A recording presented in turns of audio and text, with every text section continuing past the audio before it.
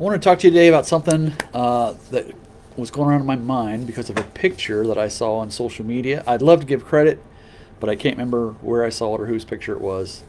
But anyway, the picture was this. Someone was walking through the woods, I believe in the early morning, and off in the distance you could see hills, and the sun, I think it was a sunrise, was coming up over that in the distance. You know, of course, everybody takes a picture of a sunrise or a sunset once in a while. And it was this beautiful picture, and I didn't notice till a little bit later there was a dog in the picture in the foreground a little bit, and the dog wasn't looking at the sunset or the sunrise, whichever it was.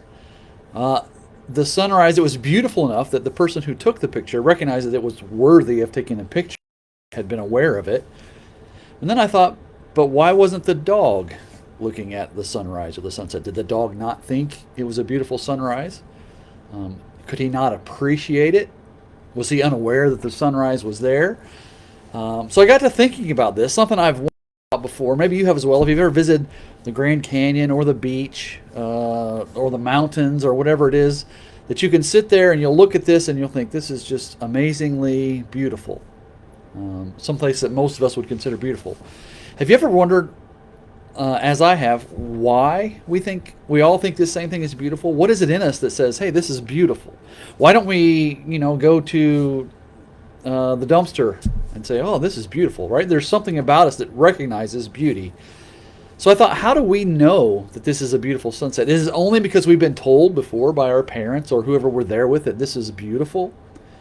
And then what about all the ones after that? Do we have to continue to be told? No, we recognize within ourselves that there is something beautiful about a sunrise or a sunset. It's something that we begin to feel on our own. We don't have to be told. So I began to continue to think about this. Is it because we have been taught, or is there something in us that says, wow, that is amazing? And I'm going to argue for the second part. And the reason is because the dog will never really stand and look at a sunset because it is either incapable or unaware of its majesty. You never see a group of dogs huddle around the mouth of the Grand Canyon or standing looking at a sunset or on the beach, right? That just doesn't work that way. So I began to think about that, and I wanted to kind of give us some guidance on what Scripture would say about that today.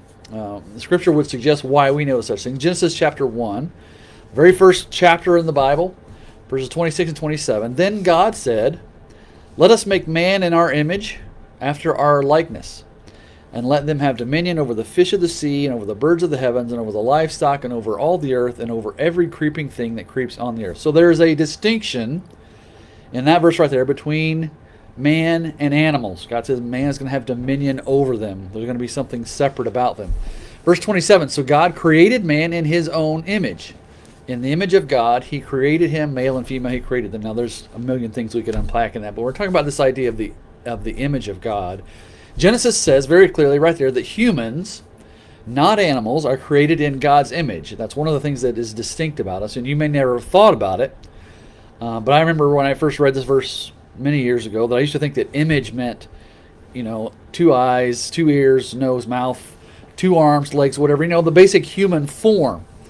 But then I discovered and learned probably in college that that's not really what image means there. When we think of image, that's what I thought of.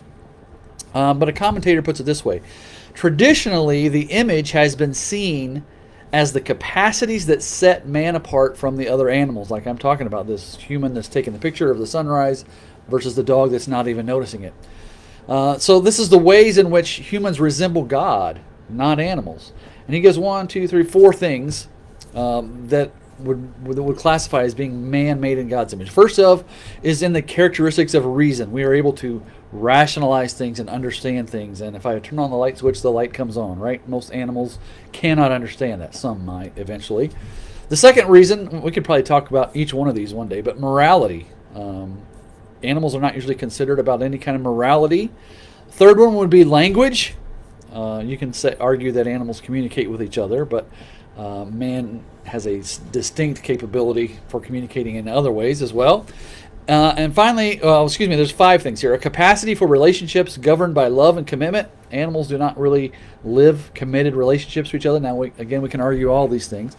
But the one that I wanted to mention today that this commentator mentioned is and the reason that men are like God and not like animals is creativity in all forms of art. And that's really what I'm getting at today. Is there is this image of God in us innately that recognizes beauty.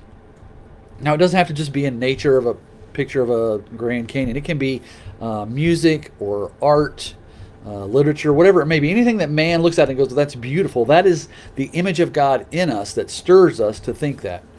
The reason that you stand in awe at a sunset is because you have the image of the ultimate creator, the ultimate artist in you, and because you are made in his image, you think the same things are beautiful that he does. You remember the passage in Scripture just a few verses after this in Genesis 1:31 when God says they saw all that he had made and it was good.